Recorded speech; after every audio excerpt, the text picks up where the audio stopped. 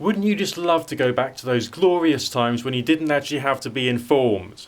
And you could just, like, life would just potter on and just, like, go all by its little self. But no, we have to be living in an era when we have to find things out. Otherwise, we don't know whether we're allowed to go out, whether we're allowed to go to a shop, and oh dear, oh dear, oh dear. People have said it before, and I will say it to you again. Someone, please go to the main socket, unplug the 21st century, switch everything off and plug it back in again and start it up. Because it's malfunctioning. The whole thing is completely and utterly mad. And there's, oh dear, oh dear, oh dear. Anyway. Any particular reason why I'm talking to you today? No. Well, and yes. Because, like, a certain number of months ago I did this massive clear up of my flat, and I threw away tons of stuff I'm not using anymore. You know the way it is, you know, just to clear some space, make the place look nice. Okay, it's now a mess all over again, but that's beside the point. But, you know, I kept some things that were important to me. And one of the books I kept was by Isaac and Sargent. And these two people, I probably did a video about them way back, in the days when my face wasn't quite as wrinkly, and, you know, I was a little more naive, and, you know, all the usual stuff. I was younger, basically. I was just a bit younger than I am now. And I actually had a supply of toilet paper, unlike these days. Right? That was feels like a long time ago. And this book, right, is called Explaining the Unexplained. And there's lots of little paragraphs in it which are really important. Because what Isaac and Sargent have done, remember, of course, Isaac is like a proper psychologist, cognitive psychologist from, like, you know, the last century. But he's one of those people you study in psychology class in college. Sargent I hadn't heard as much about, but he's of that same kind of vein. And they've looked at all of the studies properly from a scientific point of view, and all of the bodies of knowledge, all right, about psi phenomena. And they've proven, basically, that psi phenomena and intention-based stuff is essentially real. But what they haven't done is gone into the scope of it and precisely what can be achieved, because, like, that's the whole problem. That's the difference between the, you know, popular spiritualism, occultism, and the rest of that, as opposed to proper scientists who are looking into stuff. Because there's all this, you know, folk myths, sci-fi channel late at night, that sort of stuff. It's all like, oh, it's this, that, and the other, clear cut. Or indeed you get other people who are trying to sell different new religions and all the rest of that because it makes them feel good, despite the fact that the end of their journey is to be just the same as everybody else, really, if you think about it, you know, and all that stuff. You know what I mean. I don't have to draw you a picture. But they've demonstrated that, you know, the intention, the state of mind, that's the thing which creates effects. Then they looked at precognition, they've looked at psychokinetic effects, and creating outcomes out of randomness. And they've actually drawn you know, the hard and fast conclusion. And the science is actually there.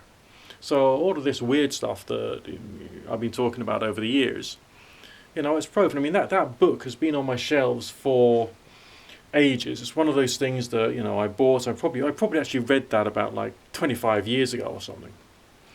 And then it's just like been gathering dust. But it, you know, it is proven. And people say things like, well, I'm skeptical. Well, okay, well, be skeptical.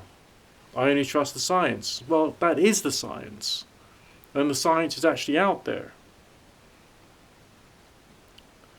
So then it's a question of, like, reading it and then doing your own experimentation and working out what experiences can be developed by you. Alright? But too many people are just, well, you know, everyone's a fucking human being. And humans stop thinking. Because people would rather feel and would rather believe. And stop there.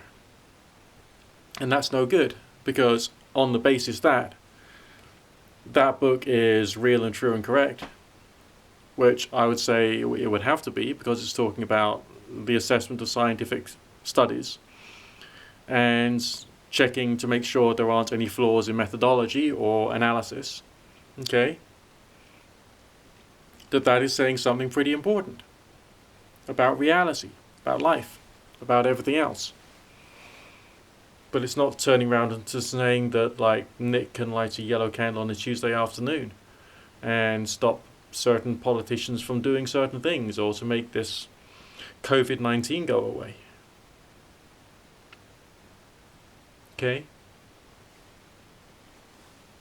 But if that is correct, alright, and then what about using intention for healing? And what about using intention for infusing into, let's say, a prepared medium, a particular effect? Alright, so that's a justification of essentially homeopathy, as well as radionics. Okay? All these things are connected. And the reality is there. And then it's up to people to try and develop skills. I mean, all the people say, yeah, well, I can just do it. I can just do this, that, and the other. I mean, some people allow their ego or their desire to be loved or admired for things which they are probably not very good at to get in the way of, like, real progress. So trying to remove the ego, trying to remove that, oh, I'm so important, I'm so important. No one's that important. No one's unimportant, but no one's that important. Okay? It's like, quite an important task.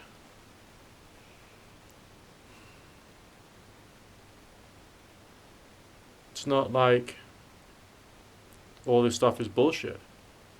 It's like all this stuff has objective, proven, scientific reality. I just sort of leave you with that thought.